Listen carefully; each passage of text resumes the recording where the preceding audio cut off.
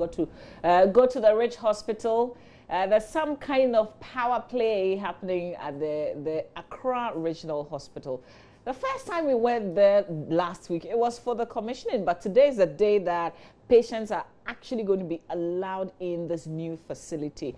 But we also do know that as it is today, we've got two directors, don't we? Maxwell Akbaba is on the ground there. The agenda says we don't. We don't. I wonder who's running the facility. So who's running the facility? We have one director or the CEO. And his name is, according to George Anda? Dr. Strofenyo.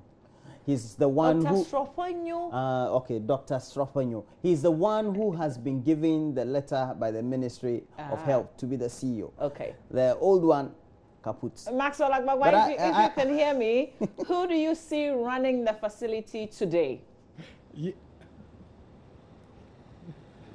Well, it's difficult. I'm seeing officials here, or nurses, or maybe the medical director. I've only been interacting with him via the phone lines, primarily about the opening or the official operationalization of the Greater Accra Regional Hospital. In fact, behind me is actually a plaque stating that, to the glory of God, this hospital was officially opened for operations by Honorable Kweku Ajimamenu, Minister for Health, on the 17th May 2017. And we all know that President Mahama was the first person to commission this facility, but the hospital did not open its doors to patients. And that was expected to happen on the 17th of May. But as it stands right now, the hospital really has not opened its gates for patients here. It looks like patients who are on admission here would have to wait a while longer because we hear that the hospital would have to move in units. They can't move here at once, and they can't start operating straight ahead. I've been speaking to Dr. Strofenyo, who is the acting medical director, and he tells me that they would have to move in units, and that process will be starting tomorrow. I'm sure over the weekend you heard in the news that they will be starting work from this place, this new facility, today. As it stands right now, we are here, and we can confidently report that that has not started yet. And information we're taking from the grounds indicates that that would officially start tomorrow. And even that, not all the units would move in here immediately tomorrow, but they'll be doing that in units or maybe in batches, I should say, Mama V. And, Maxwell, we'll leave it there. But just before you go off, Dr. Naba was the other person who was running the facility. Have you spotted him? What's happening? Well, we've not seen him around. We've not seen Dr. Strofenyo himself around.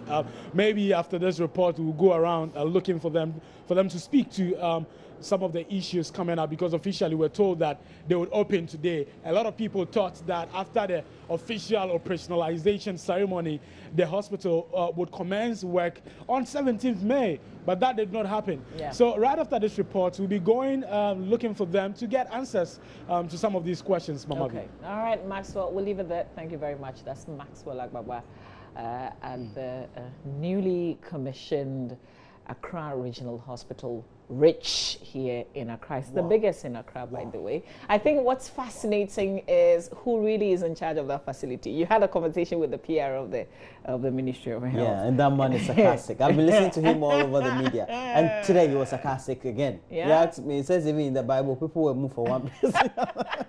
Did you ask where he was moved from? Because he's not always been there. He said he was moved from where? Accountant General, Controller Accountant General. So what's my problem?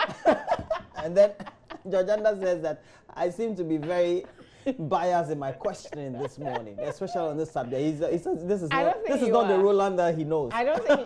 Listen, I don't think you are at all. I think he was pushing me to more. He was just trying to strangle me. I think it's the fact that we know there's one man in charge, Dr. Naba, and then there's also Dr. Strofenyo. And then I said that you are two CEOs. He said it's not ambiguous at all. There's a letter that's one is being transferred, exactly, and he wants two security men. Oh, this is fascinating. He wants his children relocated because they are in school. Really? His wife. I asked that question too. And then the PRO, that's is it Mr. Kujo? Yes. Told me, Robert Kujo told me that each institution and what they have. If he goes there and they don't have the UDS. Okay. Dr. All right. Naba, I don't envy you. I don't know. I think They said that he started a department. You should go there, go and strengthen the department. Which one is that?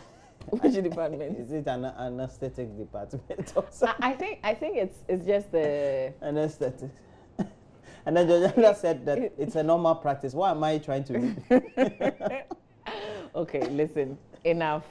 Why don't we just pause and bring you some entertainment? It's just that sometimes when these merry-go-round, these shifting cultivation here and there. But I think the players should know. The players know already. All the CEOs of all these institutions, whether it's a hospitals or whatever, once it's a state institution. I'm sure, but that's the thing that, of course, Georgiana doesn't agree with Sydney Casely Hayford about it.